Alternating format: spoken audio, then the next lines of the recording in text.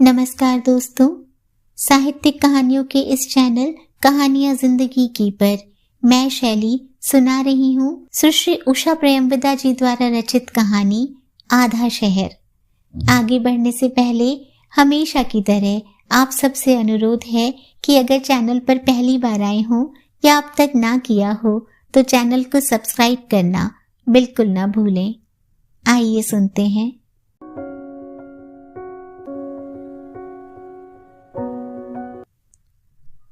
मुझे देख थोड़ा सा ताज्जुब हुआ। जाड़े के मौसम में भी पंखे चल रहे थे। एयरपोर्ट छोटा था, साफ सुथरा, चारों तरफ जाड़े की चटख धूप। मुझे अपनी बाहों पर ओवरकोट बहुत भारी लग उठा। उसे ब्रीफकेस पर रखकर मैंने सामने देखा तो पाया कि इस बीच वह जंगले के पास आकर खड़ी हो गई है। पहली नजर में वह पूरी हिंदुस्तानी हवाई दिखाई दी। चिपके चिपके बाल, सकरे माथे पर बड़ी सी बिंदी, इतनी बड़ी कि वह मेरी आंख में खटक उठी। वह मुझे देखकर मुस्कुरा दी। मैं उसकी मुस्कुराहट के बारे में भूल गया था। वैसे उसका चेहरा हमेशा ही लगता था कि जैसे वह मुस्कुरा रही हो, पर जब वह सचमुच मुस्कुराती थी तो उसके चेहरे पर एक आभा सी आ जाती थी और बाएं गाल पर एक बहुत हल्का सा गड्ढा बन जाता था।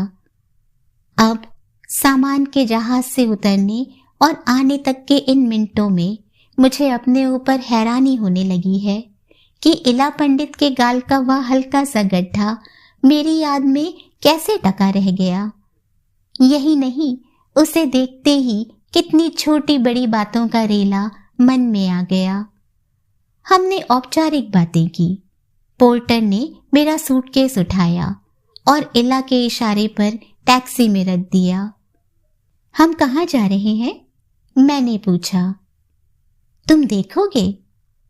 हम अंग्रेजी में ही बात करते हैं और इसका हिंदी में अनुवाद मेरे मन में तुम ही बनता है। वैसे इला ने कभी मुझे तुम नहीं कहा था। उसके हाथ गोद में रखे थे, एक दूसरे से गुथे हुए। यह मुद्रा पुरानी थी, अपना बचाव करने को एकदम तैयार सी। अच्छी जगह है, मैंने कहा। मध्याह्न की धूप जैसे अंदर आकर मेरे हाथ पैर सेकने लगी। बाहर रंग बिरंगी झाड़ियां थीं, तरह तरह के फूल। फूलों के नाम मुझे नहीं मालूम। कब से यहां हो? मैंने इला की तरफ मुड़ते हुए पूछा। सर्दी शुरू होने से ही। काम कैसा चल रहा है? मैंने बहुत सतर्कता से पूछा। वह सकुचा आई। ठीक ठीक, वह साफ बोल रही थी। उसने एक उड़ती नजर डालकर मुझे देखा, फिर बाहर देखने लगी। कब तक खत्म करने का इरादा है? मैंने कुरेद कर पूछा। मई जून तक। जुलाई अगस्त में रैप अप करने का इरादा है। फिर लिखोगी कब? वह चुप रही। इंडियन एयरलाइंस की बस को करीब करीब रगड़ते हुए आगे बढ़ गई। शायद हम किसी छोटी जगह से गुजर रहे थे, क्योंकि दोनों तरफ दुकानें थीं। उनके बाद कुछ पीले पुते हुए घर, गेस्ट हाउस के 2-3 साइन बोर्ड, और हम खुली सड़क पर फिर आ गए। किसी प्रकाशक से बात की? अभी नहीं। उसकी आवाज बहुत धीमी हो आई थी। मैं कहना नहीं चाहता था, फिर भी कहा। तुम्हें तो मालूम ही है कि तुम्हारा सारा भविष्य इस किताब पर टंगा हुआ है। हाँ हाँ, मुझे मालूम है, उसने कुछ चिड़चिड़ी अधीरता से कहा। मैं तुम्हारे भले के लिए ही।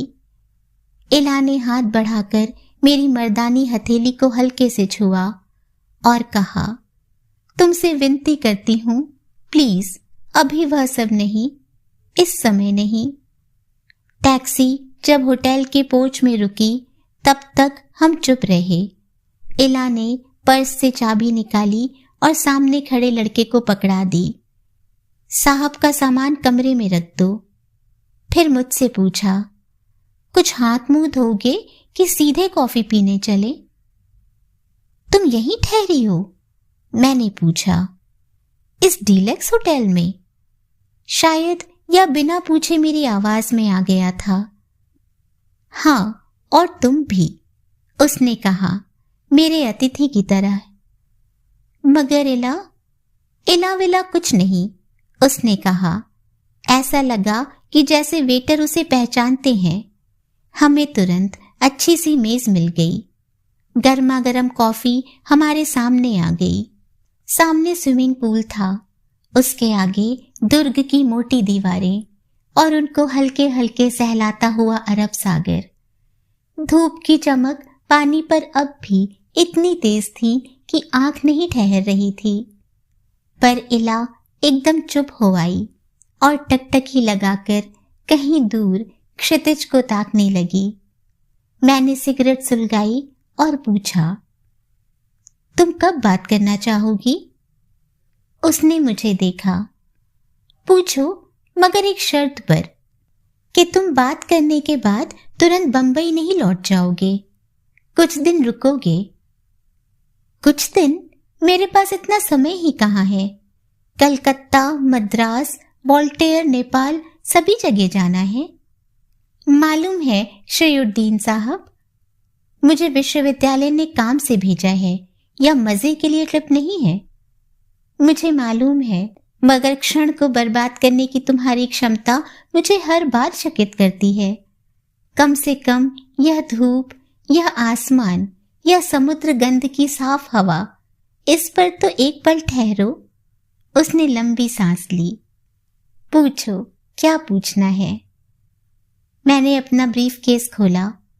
जिसे वह समय का सुख कहती है, वह मेरे लिए है बर्बादी। ठीक है, समुद्र है, हवा, आसमान हर जगह है। उसमें डूबकर निष्क्रिय बैठना मेरी समझ में नहीं आता। ब्रीफ केस खोलकर बायोडेटा निकालकर मैंने कलम खोली और पूछा, तुमने जो 3 लेख छपने भेजे थे, उनमें से कौन कौन से छप गए हैं? एक भी नहीं। एक वापस आ गया, एक जापान की साहित्य पत्रिका में छप रहा है।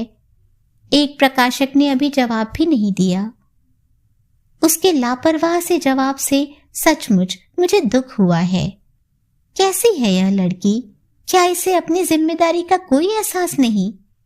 कितना कुछ घट चुका है, और यह है कि वैसी की वैसी। तुम्हें मालूम है कि तुम्हारी नौकरी स्थायी करने के लिए जो कमेटी बनी है, उसका अध्यक्ष मैं हूं। तुम हो?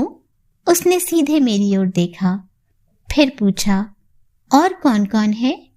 तुम्हें विभागाध्यक्ष की चिट्ठी मिली होगी। मैं वे चिट्ठियां खोलती नहीं। मैंने इला के चेहरे को ध्यान से देखा। शाम के धुंधलके में बदसूरत चेहरों पर भी लावण्य आ जाता है, पर इला का चेहरा वैसा ही था, खुला हुआ, आघात योग्य। उसके रंग में काफी कलौस आ गई थी और आंखों के नीचे धब्बे दिखाई दिए जो पहले नहीं थे। हिंदुस्तान आकर उसका हठीला जिस्म हमेशा भर जाता था, पर इस समय वह काफी कमजोर सी लगी। मैं वे चिट्ठियां खोलती नहीं, उसने दोहराया। कमेटी में 3 लोग हैं, आर्थर, तुम्हारा विभागाध्यक्ष, और विमेन स्टडी से अन्ना फ्रैंक। हम सब ने तुम्हारा बायोडेटा बारीकी से देखा है और इसी निश्चय पर पहुंचे हैं कि तुम्हारा प्रकाशकीय पक्ष कमजोर है। 3 लेख छप जाते और यह पुस्तक कोई प्रकाशक ले आता तो तुम्हारा केस काफी मजबूत हो जाता। छपाओ या मरो, उसने अमेरिकी विश्वविद्यालय में प्रचलित नारा धीरे से दोहराया। फिर उसने कहा, देखो राघव, इतना लंबा चेहरा ना बनाओ, सब ठीक हो जाएगा। दिलासा देने मैं आया था। दिलासा की जरूरत इला को थी, जिसका पूरा भविष्य एक बहुत नाजुक से धागे से टंगा हुआ है, और वह है कि माथे पर बड़ी सी बिंदी लगाए बैठी है और धीरे धीरे कॉफी पी रही है। मुझे लगा यह ठीक नहीं है। उसे यह अमूल्य समय इस तरह नहीं गंवाना चाहिए। उसे पुस्तकालय में होना चाहिए, टाइपराइटर खटखटाना चाहिए, गंभीर पुस्तकें छापने वाले प्रकाशकों और यूनिवर्सिटी प्रेसों को चिट्ठियां लिखनी चाहिए। तुम्हें रूल तो मालूम ही है, तुमसे ज़बानी तो बता ही दिया गया है कि नौकरी के 5वें साल के अंत तक तुम्हारे विभाग को तुम्हें यह जता देना है कि तुम्हें स्थायी कर प्रमोशन मिलेगा या फिर नौकरी खत्म होने का नोटिस। इला ने बच्चों की तरह हथेली से मुंह पोंछा, फिर पूछा, और कुछ? इला, मैंने कहा, तुम जिम्मेदारी क्यों नहीं समझती? तुमने कहा कि टीचिंग भार इतना है कि पढ़ने लिखने का समय नहीं मिलता, तो तुम्हारे विभाग ने छुट्टी ही नहीं दी, रिसर्च करने और यहाँ आने का पैसा भी दिया। लोगों को तुमसे उम्मीदें हैं, जो तुम्हारे समर्थ हैं, उनका तो ख्याल करो। यानी तुम्हारी मैं बेतरह आभारी हूं, पर चलते समय आर्थर ने बड़े ही पितृभाव से कहा था, इला, हिंदुस्तान में किसी अच्छे आदमी से शादी करके बस जाओ। मैंने कहा, यहाँ क्यों नहीं? तो उसने कहा, मुझे लगता है तुम वहीं सुखी रहोगी। फिर मैंने कहा, कहाँ मिलते हैं अच्छे आदमी? वह हल्के से हंस दी, वे सारे तो बीवियों से बंधे बैठे हैं। मैंने उसके अभिप्राय को टालते हुए बात को फिर पकड़ते हुए कहा, तुम्हें मालूम है कि तुम्हारी नौकरी पर कितने लोगों की नजर है? तुम्हें मालूम है कि कितने लोग अंग्रेजी में पीएचडी करके बेकार बैठे हैं? इला ने मुझे ऐसी दृष्टि से देखा जिसमें खेद भी था, खींच भी। निश्चय ही वह यह बात बार बार सुन चुकी थी। फिर उसने उठते हुए कहा, रेत पर चलें? मेरी नजर अपने जूतों और मोटे मोज़ों पर गई। फिर मैं जूते उतारने लगा। जूते और मोजे लकड़ी की पुलिया के पास छोड़कर मैं उसके साथ रेत पर आ गया। कोई जूते उठा न ले जाए, मन ही मन आशंकित होता हुआ। 2 बच्चे गीली रेत में खेल रहे थे और उनसे कुछ हटकर बैठी हुई एक विदेशी स्त्री बोतल से खालिस जिन पी रही थी। समुद्र की ओर से गीली गीली गंध लिए हवा आ रही थी। सूरज को देखो, इला ने बहुत धीमे से कहा। अब यह जिस खींच को मैं दबा रहा था ऊपर ऊपर आने को हुई। सूर्यास्त, सूर्योदय, पूरा चांद, फूल पत्ते, इन सब में मुझे कभी दिलचस्पी नहीं रही है। ना जाने क्यों लोग इन सब रोजाना की चीजों को लेकर उत्तेजित हो जाते हैं। पर मैं आज्ञाकारी भाव से सूरज को देखने लगा, जो कि तेजी से पानी में धंस रहा था। मेरे लिए वह एक सूर्यास्त मात्र था। सूरज के पानी में डूब जाने के कुछ क्षण मैंने देखा आसपास के सारे लोग उधर ही देख रहे हैं। बच्चों ने खेलना छोड़ दिया है। विदेशी स्त्री अभी भी अपने में लीन जिन के घूंट ले रही है। जब सूरज डूबे तो कोई चीज मांग लेना, इला ने कहा। तुमसे? नहीं, विधाता से। सूरज एकदम पानी में डूब गया, पर उस जगह अभी भी लाली थी, एक खूबसूरत मनमोहक लाली। मुझे मानना पड़ा। तुमने कोई विश की? इला ने पूछा। हाँ, बताऊं? अभी नहीं, तुरंत बताने से पूरी नहीं होगी। वह एक जादू का सा क्षण था। इला एकदम छोटी बच्ची सी लगने लगी। भोली, विश्वसनीय, आंखों से झरती आभा और हंसी भरा चेहरा। शाम की गुलाबी रोशनी उसके चारों ओर झिलमिला रही थी और उसके माथे की बिंदी उतनी चटक नहीं लग रही थी। तेज हवा से उसका पल्ला फड़फड़ा उठा तो मैंने देखा कि उसकी साड़ी नीली थी, ठीक सूर्यास्त के आसमान की तरह। नहीं, वह मुस्कुरा नहीं रही थी, सिर्फ लग रहा था कि जैसे मुस्कुरा रही हो, बल्कि मुझे लगा जैसे उसकी आंखें गीली गीली है। मेरे मन में उसके लिए एकदम बड़ा ममत्व उमड़ा और मेरे अंदर चाहना हुई कि मैं उसे सीने से लगा लूं। किसी को रोता मैं नहीं देख सकता, खास तौर से इला को, जो कि हर मोड़ पर दुर्भाग्य को आमंत्रित करती दिखाई देती है। मैं रोज इस वक्त यहाँ आती हूँ, उसने कहा। मुझे खुशी हुई कि मेरी क्षणिक दुर्बलता भंग हो गई। इस छोटी सी भावुकता का कितना भयंकर परिणाम हो सकता है, यह मुझे अच्छी तरह मालूम था। आजकल के वातावरण में तो किसी स्त्री को डूबते से बचाना भी खतरे से खाली न था। न जाने कब हल्ला मचा दे। यहाँ? हाँ, पास के गांव में तो रहती हूँ। हमारे पीछे वह 5 सितारा होटल बिखरा हुआ था। उसके कमरे और कॉटेज तारों की तरह झिलमिलाने लगे।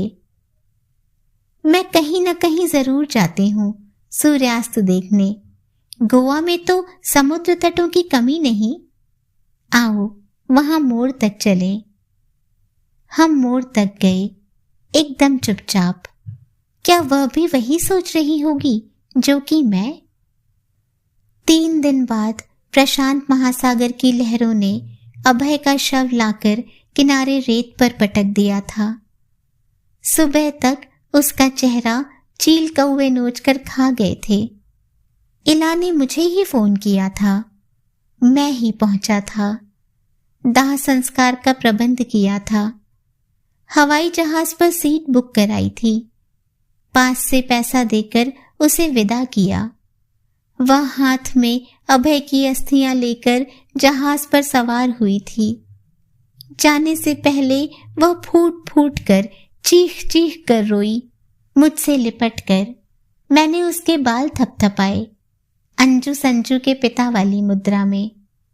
उसका रोना सुनकर मुझे लग रहा था कि जैसे कि कोई मेरे शरीर से मेरी खाल खरोच कर उतार रहा है। उस समय मुझे लगा कि यह दुख सच्चा है, ये आंसू सच्चे हैं। इला ने सचमुच अभय को प्यार किया है और बेवकूफ सिरफिरा अभय अपने पागलपन में ही समुद्र में डूब मरा है। उसके बाद मैं यह नहीं कहूंगा कि अंग्रेजी विभाग में उसे नौकरी मेरी ही वजह से मिली। वह योग्य थी और विभाग को एक लेक्चरर की जरूरत थी। चलो वापस चलें। वह इतनी देर चुप खड़ी खड़ी समुद्र को देख रही थी। अंधेरा हो जाता है तो मुझे समुद्र से डर लगने लगता है। हम वापस लौट पड़े। पुलिया के पास मैंने जूते मोजे उठाए।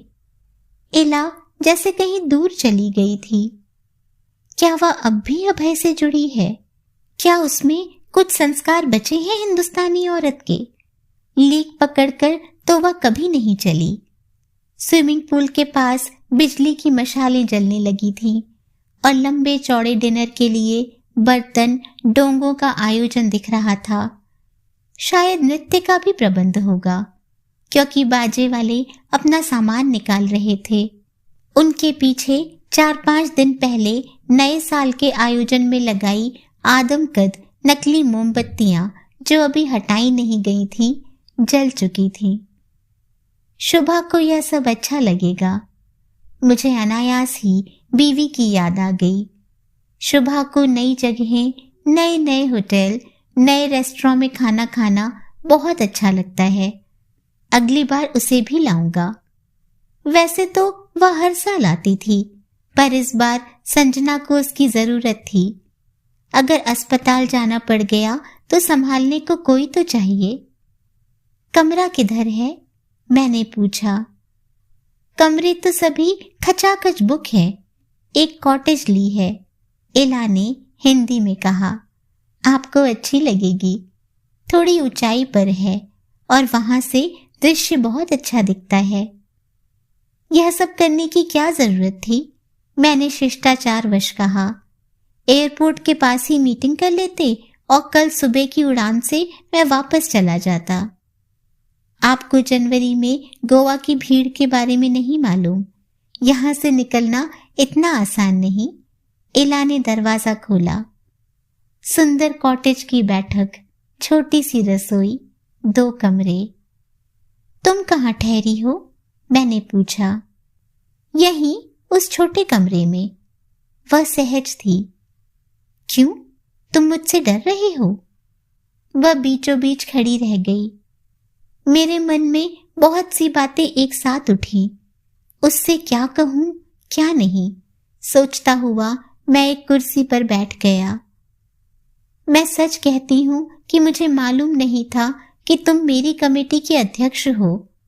मुझे जब तुम्हारा खत मिला कि तुम मुझसे कुछ बात करना चाहते हो तो मुझसे जो कुछ आतिथ्य बन सका किया।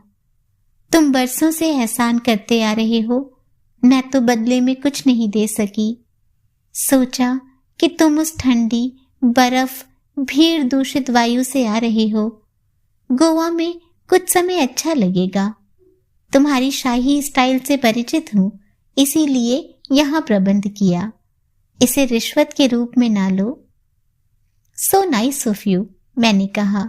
मेरे बारे में यह सभी को मालूम है कि तुम हर प्रकार की रिश्वत से ऊपर हो, कि तुम शुद्ध और प्रबुद्ध हो, कि 26 साल में शुभा के अतिरिक्त तुमने किसी को आंख उठाकर भी नहीं देखा है। फिर दूसरे कमरे में मेरे रहने से फर्क ही क्या पड़ता है? वह सब ठीक है, मगर एक सामाजिक मर्यादा भी होती है।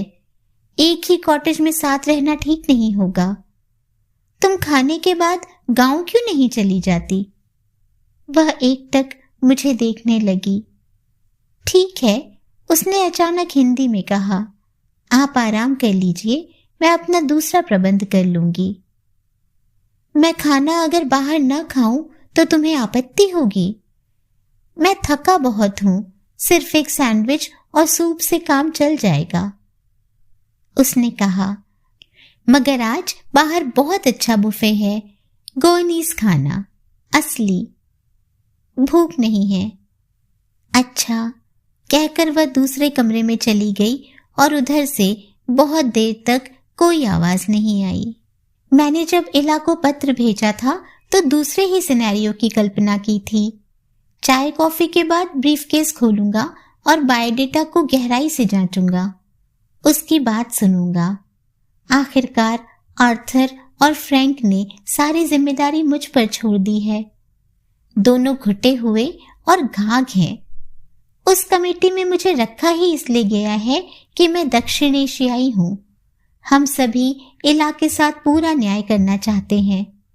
उसके पूरे भविष्य का प्रश्न है, विभाग की छवि का प्रश्न है। वैसे भी अंग्रेजी विभाग में पुरुष और स्त्रियों का अनुपात असंतुलित है।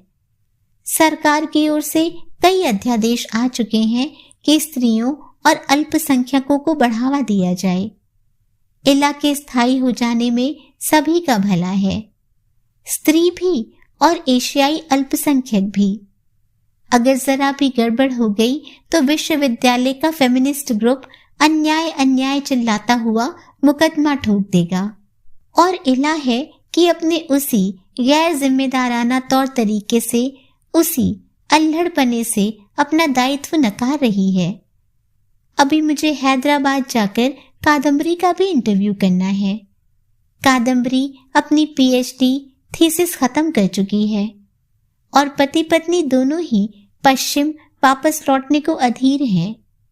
कादम्बरी के भारी भरकम शरीर और ठेठ गंवारू चाल ढाल को याद कर मेरा दिल बैठने लगा। इला यूनिवर्सिटी में नहीं रहेगी, शहर में नहीं रहेगी तो कैसा लगेगा? मैं इंतजार में था। इला बाहर आए तो अंदर से दरवाजा बंद कर मैं कपड़े बदलूं, पजामा कुर्ता पहनकर चैन से बैठूं। इस बीच मैं खिड़की से बाहर देखने लगा। रात का रंग ऐसा होता है, समुद्र के पानी में घुला मिला। पीछे से पाश्चात्य संगीत के स्वर ऊपर आते हैं, धीमी धीमी गति की धुन। शायद कुछ लोग उठकर नाचने लगे होंगे। इला बाहर आई। उस समय वह बहुत साधारण, बहुत मामूली सी दिख रही थी। 27-28 साल की एक पढ़ी लिखी लगने वाली स्त्री मात्र। तो मैं जा रही हूं। हालांकि आपको या आपकी रेपुटेशन को मुझसे कोई खतरा नहीं था, मगर हमेशा की तरह आप ठीक और सूझबूझ की बातें करते हैं। आपको अपनी छवि का ख्याल रखना है। शार्क मछली की तरह आदमखोर इला के साथ एक ही कॉटेज में आप कैसे रह सकते हैं? मैं चुप हूं। इस बात का उत्तर ही क्या है? तुम यह सब ना करती तो अच्छा रहता। मैं सोचकर उत्तर देता हूं। बाहर से देखने वालों को तो यह रिश्वत जैसा ही लगेगा ना। मैंने जब अध्यक्ष पद स्वीकार किया था तो उसके पीछे सिर्फ तुम्हारी मदद करने का भाव था। औरों को भी लगा था कि जफर को फिर या गिरिराज को कमेटी में रखना शायद उचित ना हो। क्यों? इला ने काटते स्वर में पूछा। उनके रहने से मुझे ज्यादा मदद मिलती? नहीं। आखिरकार उनके अनुसार वह दोनों ही मेरे प्रेमी रह चुके हैं ना। कमरे में चुप्पी रही। जफर और गिरिराज दोनों ही इला के विभागीय सहयोगी हैं। सच्चाई तो यह है कि जो लोग घूम घूम कर मेरे खिलाफ प्रचार करते हैं उन्हें कभी अपने पास फटकने भी नहीं दिया। यह उनका आहत पुरुषत्व ही है जो फैंटेसी गढ़कर। वह सब यूनिवर्सिटी के जाने माने लोग हैं, मैंने बात काट कर कहा। यूनिवर्सिटी का जाना माना होना कोई शराफत का पूरा सबूत तो नहीं। जो आदमी अच्छा अध्यापक या स्कॉलर हो वह लुच्चा या शोधा नहीं हो सकता, यह कहाँ लिखा है? वह थोड़ी थोड़ी उत्तेजित हो चली थी। फिर मैं यूनिवर्सिटी में नहीं पढ़ती, फिर मैं ही क्यों चरित्रहीन कहलाई जाती हूं? तुम्हारी बात दूसरी है। मेरे मन में वर्षों का संचित क्रोध अनायास मेरी जुबान पर आ बैठा। क्यों दूसरी है? क्योंकि मैं औरत हूं इसलिए? मैं अकेली हूं इसलिए? यह सवाल स्त्री पुरुष का नहीं है, अपनी अपनी छवि का है। मैंने कहा, ओह आई सी। 17 साल की उम्र में मैं घर से भाग आई थी, इसलिए ना। मेरे पति ने समुद्र में डूबकर आत्महत्या कर ली, इसीलिए ना। इला, तुम बेकार में बहस कर रही हो। जो तुम हो वह तुम भी जानती हो और मैं भी। आप जानते हैं, त्रिकालदर्शी है ना, अंतर्यामी है। क्या कहाँ घट रहा है सब आपको पता है। इला, तुम बेकार में उत्तेजित हो रही हो। इन सब बातों से फायदा ही क्या है? तुम अगर आधे शहर को प्रेमी बनाकर रखना चाहती हो तो यह तुम्हारा विकल्प है। ओ माय गॉड, उसने कहा। तुम कुछ सुन रहे हो कि तुम्हारी आवाज में कितनी हिकारत है? एक पुरुष 50 स्त्रियों से प्रेम करता फिरता है, उसे तुम्हारा समाज कुछ नहीं कहता। एक स्त्री अगर अकेली सम्मान से जीना चाहती है तो उसके चारों तरफ गिद्ध नोच खाने को तैयार रहते हैं। इला की आवाज तेज हो गई थी, करीब करीब चीखने के स्तर तक। आसपास लोग डिस्टर्ब हो रहे होंगे। मुझे डर लगा। मैंने नरम पड़ते हुए उसकी बांह पकड़कर बैठाते हुए कहा, इला शांत हो, आसपास लोग क्या सोचेंगे? इला ने झटके से बाहें छुड़ा ली और कमरे में बेहद उत्तेजित होकर चक्कर लगाने लगी। और होता क्या है चरित्रहीन होना? चरित्र है क्या? क्या है उसकी परिभाषा? उसका सामाजिक संदर्भ दिया किसने है? तुम ही पुरुषों ने ना। ठीक है, मान भी लो अगर समय के साथ मेरे प्रेमी रहे भी तो क्या मुझ में कोई गंदगी लगी रह गई? मैं जानती हूं मैं क्या हूं। I am a good human being. मुझ में उदारता है, करुणा है, सच्चाई है। सच्चाई? मैंने बेहद व्यंग से कहा। हाँ, सच्चाई। वह एकदम शांत हो गई। उसने धीमे मगर दृढ़ स्वर में कहा, अगर तुम जफर और गिरिराज की बातों को सच समझते हो और मुझे झूठा, तो यह तुम्हारा विकल्प है, तुम्हारा दुर्भाग्य। उसके चेहरे पर उत्तेजना की वजह से जो रंग दौड़ गया था एकदम रिस गया। उसकी आंखें अब जैसे दृष्टिहीन थी। वह एकदम बौनी हो आई थी, सिमटी सिकुड़ी। इतनी हिंसा, इतना प्रतिकार, मुझे मिटा देने की इतनी दिलमिलाहट। कितने दयनीय है वे तुम्हारे मित्र, यूनिवर्सिटी के वे जाने माने लोग। इला प्लीज अब तुम जाओ। मेरा हाथ अपने आप दरवाजे की ओर उठ जाता है।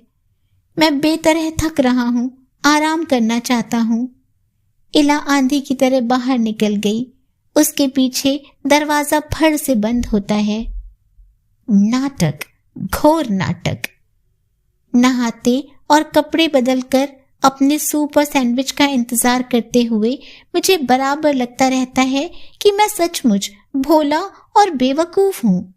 सोचा था कि इला छुट्टी लेकर गंभीरता से रिसर्च में जुटी होगी। अंग्रेजी में लिखी जाने वाली आधुनिक कविता पर उसकी किताब करीब करीब आधी तो हो ही गई होगी। वह यहाँ गोवा में बैठी मौज उड़ा रही है, महंगे होटल में खा पी रही है, और मुझे यहाँ ठहराना और यह मासूम निश्चल भाव शायद मुझे प्रभावित करने के सस्ते तरीके हैं। एक बार उसके साथ नाम जुड़ गया तो वह तरह तरह से मुझे ब्लैकमेल कर सकती है। मुझे शुभा की याद आती है, अपनी 50 साला उम्र के साथियों की। अंजना, संजना, घर जमाई दामादों, नातियों की। यूनिवर्सिटी में मेरी कितनी इज्जत है। इंटरनेशनल स्टडीज का अध्यक्ष और डीन हूँ। प्रेसिडेंट के ऑफिस में मेरी राय पूछी जाती है। वाइस प्रेसिडेंट बनने के चांस हैं। वह सब एक भावुकता में बहा दूं। अभय की विधवा इला की मदद करने के लिए। दरवाजे पर हल्की दस्तक होती है। बैरर है। वह मेरे सामने ट्रे सजा देता है। खा पीकर मैं सिगरेट सुलगाता हूँ। वह मेरे सामने ट्रे सजा देता है। खा पीकर मैं सिगरेट सुलगाता हूँ तो एक बारगी हर चीज सही परिप्रेक्ष्य में दिखाई देने लगती है। मैं बेकार ही परेशान हो रहा हूँ। अगर इला कुछ उचित अनुचित का दावा भी करेगी तो क्या लोग उसे मान लेंगे? कहाँ वह और कहाँ मेरा बेदाग नाम? मेरे ऊपर कोई उंगली उठा ही कैसे सकता है? फिर भी जफर की बातें एक बार फिर मन में कुलबुला उठी। अरे राघव साहब, क्या बॉडी है उसकी, साफ शफाक झकाझक, एकदम संगे मरमर, कहीं एक भी दाग या धब्बा नहीं। कहानी का अगला भाग सुनने के लिए जुड़े रहिए साहित्यिक कहानियों के मेरे इस चैनल कहानियां जिंदगी की पर।